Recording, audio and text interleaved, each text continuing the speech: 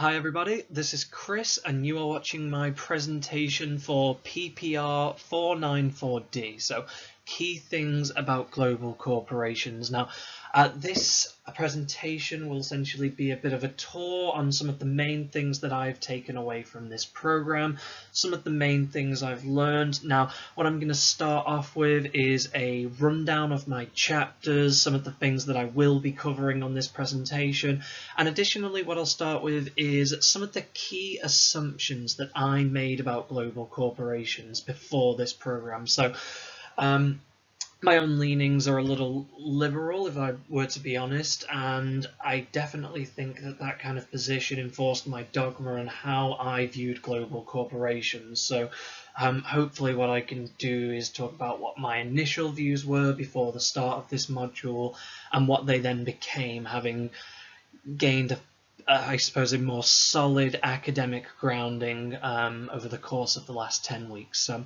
okay, let's go for it. Okay, so here are the chapters of my presentation, some of the things we'll be running through. A lot of the titles will match directly with perhaps a particular week's study, and others are a little more I suppose running off the course. So firstly, I'll talk about my assumptions about global corporations, how I viewed and what I thought a global corporation was, what I thought a global corporation did, perhaps what I thought their motivations were. My next chapter will be about the legal recognition of corporations, so predominantly that sense of personhood around a corporation. Next, supply chain management. After that, corporate social responsibility and what I believe the social and environmental responsibilities of a corporation should be. After that, taxation, obviously the argument for a global taxation system and whether that's viable. And finally, just asking that question that's the title of this week's work: do corporations rule the world? Were my assumptions about corporations correct? And after that, just a small thank you. Okay, so as you can see, these were my initial, I suppose, long-held views about corporations and how I believed corporations acted and conducted themselves. So firstly, and this is something that was disproved, or at least a little bit more of doubt cast upon when the course first started, is that I believed corporations were transnational, that they were able to operate with unlimited scope, unlimited impunity, and that essentially they were beholden to no government. Now, obviously what we learned on that case is that, and on the course, is that that's not strictly the case. Actually, a corporation has to be based somewhere. A corporation has to be set somewhere. They have to be beholden to tax laws, to employment laws of the respective country. Another belief I long held was that all corporations break the rules. All corporations actively avoid taxation. Now, this was probably born out of maybe a level of misunderstanding about the difference between tax avoidance and tax evasion that I held, and I will cover that further down the line in this presentation. Another thing, all corporations commit routine abuses in order to achieve their bottom line. Now, this probably falls mostly in with the notion of corporate social responsibility. Now, my conception was that essentially all corporations had no overriding social commitment, no overriding social obligation that at least they felt compelled to follow. Next, that perhaps it was an easy thing to apply blanket regulation in order to properly police the actions of all corporations. Now, this probably falls most in line with the idea of CSR, corporate social responsibility, and taxation. My idea and my belief was that it was easy. It wouldn't be a difficult implication to perhaps enforce a global tax system or to enforce wide-reaching and global regulation on CSR, that this could just be done, but that governments chose not to put their heads together and do that. And final thing, that corporations are not a unified actor in either the logistical or legal sense. Now, obviously, what we know off the back of that is that corporations actually, in the legal sense, do have that idea of personhood put upon them, so that will be covered further down as well. And finally, and this will also be answered, my belief was that corporations rule the world. Corporations have a stranglehold on power and the world stage or the international stage, so that will be touched upon too.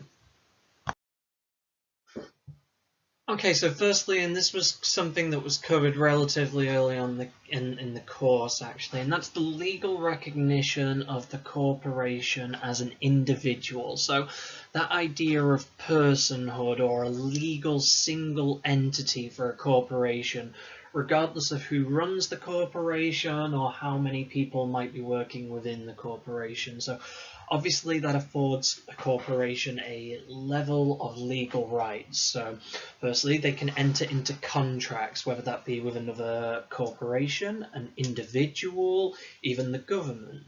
Now additionally, they can own property. They can own other companies. Additionally, in the legal sense, it gives them the right to take legal action, or perhaps even the right to be the recipient of legal action. Now, probably a good example of this is, I'm sure everyone's aware of the ongoing patent war that's been going on between Apple and Samsung that essentially seems to be never ending. So, yeah, if you want a good example of that kind of legal basis of a corporation being able to exercise their legal rights to sue and be sued, they would probably be this patent wars that's been going on for a number of years is probably a great example. Now, expanding upon this, we have the idea of absentee ownership or shareholders. Now, this allows the corporation to spread risk. Essentially makes an individual's financial obligation to the corporation and financial risk within the corporation not stretch beyond their initial input, to not stretch beyond the investment that they initially made. And finally, just maybe going back to one of my assumptions about corporations, and that I believed corporations to be a transnational actor. Now, we know obviously from what we've learned on this course that this is not the case. Corporations have to be based somewhere. They have to be domiciled somewhere. Now, what this essentially forces on them is a legal adherence to the tax laws, maybe soft regulation in regards to employment regulation, hard regulation in regards to employment regulations, but essentially an overriding sense of adherence to the laws of the country of which they are domiciled in, or perhaps by extension the laws of further countries that they choose to trade and act in. So corporations are not beholden to nobody. They have to answer to the countries in which they do their dealings.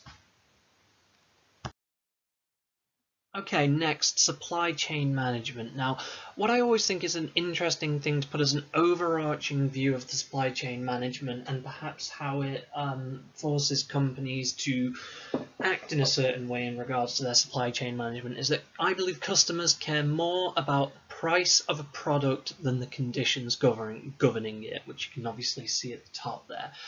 Now, as another point, Harbijan in 2006 did find that customer satisfaction was lower for companies who resort to offshore outsourcing, but now this lack of satisfaction didn't impact consumer behavior enough for it to be off-putting for a corporation. So some of the negatives of perhaps offshore outsourcing in regards to supply chain management, or perhaps passing your supply chain management to external contractors or external companies. So firstly, it gives them a loss of control over projects. So obviously they're able to administer less micromanagement and control over important aspects of their supply chain.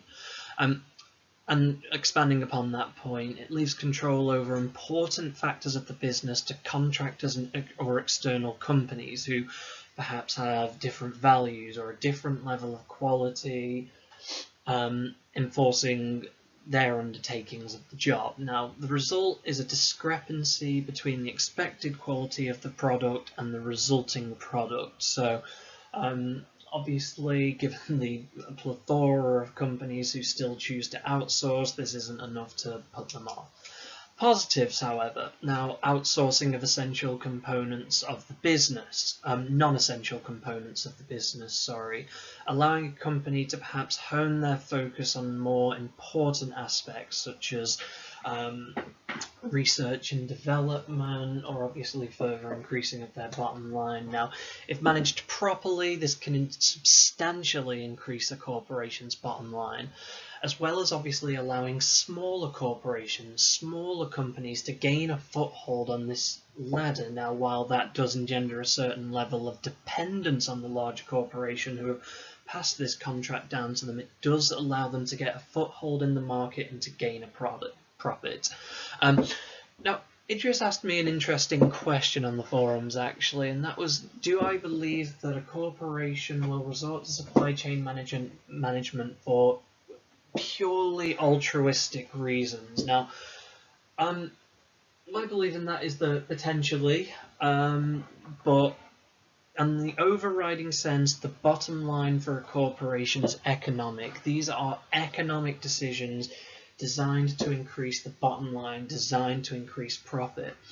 Now, just a quick example of a time when this was actually a very positive thing. Procter & Gamble actually outsourced substantial areas of their research and development to external corporations. Now, the result of that is that being a huge increase in the development of new products at Procter & Gamble, to the point that a substantial percentage of their products actually come from external areas where they have outsourced research and development. So obviously an area where actually outsourcing can create a huge sense of value, a huge increase in entrepreneurship and innovation. So yeah, I thought that was a very interesting example. Okay, so next I'll look at corporate social responsibility. So I'll just give you 1 second to hover on what we may consider to be some of the responsibilities that a corporation holds, either to the environment, to the social fabric of the countries they operate in, and obviously to their employees. First and foremost, corporate social responsibility, or CSR, is generally a compliance with the law, ethical standards, and domestic or international norms. At the moment, corporate social responsibility is a phenomenon. It is self-regulatory in nature, meaning that corporations, by and large, are responsible for monitoring their own compliance to CSR. Now, there are a level of positives to this, in that corporations can tailor CSR to their own abilities and develop their CSR initiatives as the corporation grows. The negatives of this: self-regulation often means ignorance of CSR. Now, a good example of this is Amazon. I noted this on the forum. They didn't actually employ a sustainability manager until 2014. They're actually known as one of the worst employers to work for. And I've actually come under attack for right or wrong, who knows, from President Donald Trump most recently about a very sweetheart deal that they've been given by the US Post Office, actually. That's apparently not good value for money for the taxpayer. So what is the answer to this? Hard or soft regulation? It's difficult. Obviously, as I noted, one of my assumptions about CSR was that it would just be easy to put in a blanket regulation that enforces CSR in corporations, but I think this is a rather too narrow view of looking at it. Now, the Confederation of British Industry, which represents British corporations' interests domestically and internationally, says self-regulation is essential. There is no one-size-fits-all policy. Additionally, you have to look at the point that corporations coming from different backgrounds, different countries with perhaps different means and financial means, you cannot impose a one-size-fits-all policy for companies of, I suppose, differing abilities to actually meet those and impose those goals. However, what then happens is obviously the case of corporations such as Amazon, who do have the means, but have obviously in a number of ways chosen to ignore their responsibility to CSR. I've seen at least 2 or 3, definitely Michaela and Kath on the course, just as a quick mention, make note of Nestle, who have obviously got a rather appalling record at CSR, and obviously they're probably a cautionary tale for self-regulation and leaving corporations to govern themselves, and that just sometimes they'll choose not to. What my thought was, perhaps that CSR, if we are going to go down and stay within this line of self-regulation, which certainly seems to be the case at the moment. Obviously, you can look at Britain, who I suppose have a number of soft guidelines for a minimum expectation of corporations or companies. Does CSR require the presence of more socially conscious citizens as opposed to more regulation, who will choose to go out of their way to adhere to CSR initiatives? Maybe just something to think about beyond this course. Okay, so taxation, and obviously something we went over in some detail was the social logic of taxation. Now, first thing I'm going to note is tax avoidance and tax evasion, different things. So tax avoidance, legal, which is acting within the parameters of the law to lower your tax burden. Tax evasion, not legal, avoiding tax altogether. So obviously just an important thing, and this was, I suppose, given some attention on the course, as an important thing to note that distinction. So obviously in terms of taxation, a corporation has a choice where to domicile for particular tax benefits. We looked at the idea of tax as a social contract. So tax is something that's collected by states to then redistribute among worthy projects or perhaps people via welfare. I'm sure all of you saw the breakdown of taxation that I gave at my own, where around 40% of UK spending was split between our health budget and our welfare budget. So I think one of the assumptions I perhaps made is that corporations, by and large, are tax evaders.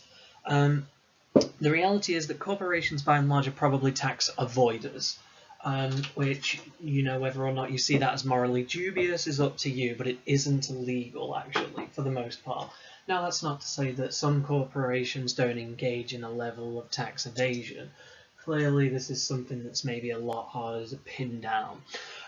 We looked at social engineering via taxation. I think one of the central examples that was used was the state using taxation as a way to socially engineer what they want from their citizens. So obviously, as by and large we saw cigarettes as a more damaging product for people, or alcohol as a more damaging product for people, there's a higher tax put upon it to make it more expensive, even warnings placed upon the products. So Idris asked me another question, and sorry Idris, I know I'm addressing some of your questions on here rather than the forum, but should taxpayers decide what their tax gets spent on?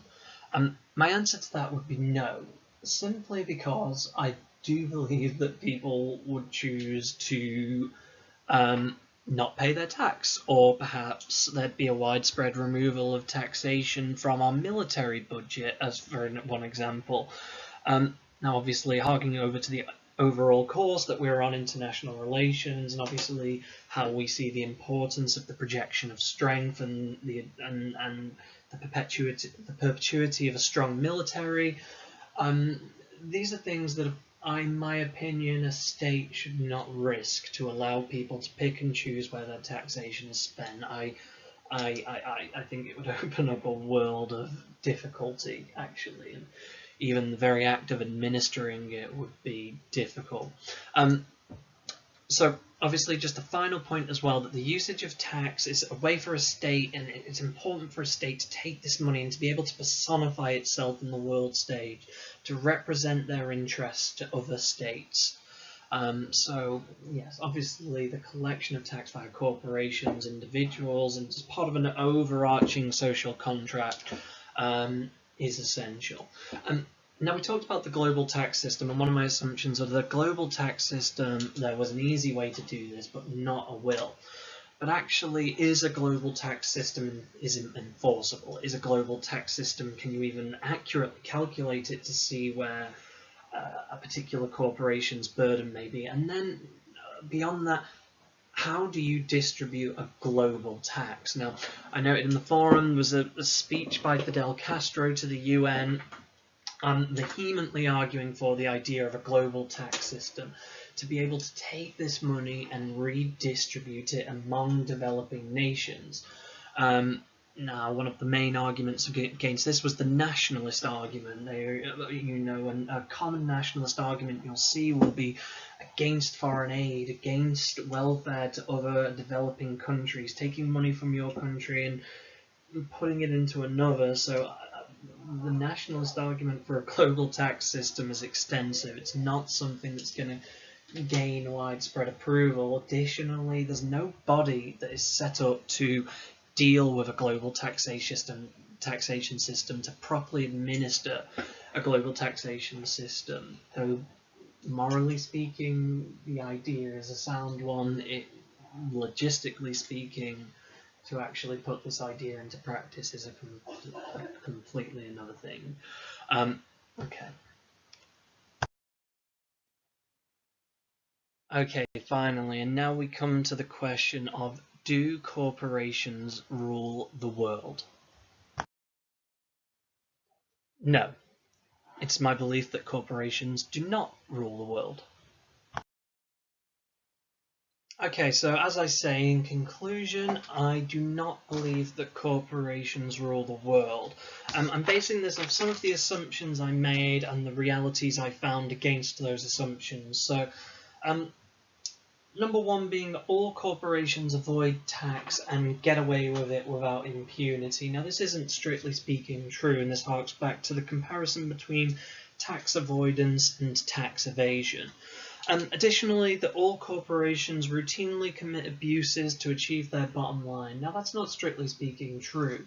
I think the only assumption I made that I will stick with is that corporations' main consideration is their bottom line, but that doesn't mean that there aren't some good eggs out there like IKEA, Zara, who are really actually implementing quite effective CSR programs, specifically in regards to either their supply chain management or their overarching responsibility to the society around them. Another thing being that all corporations, like this idea of corporations being transnational and operating in a sort of dead space without any kind of adherence to any kind of laws, is also false. A corporation is beholden to the state in which they are domiciled. So corporations hold huge sway and huge power, but to say that they unequivocally rule the world, I think, is a naive assumption.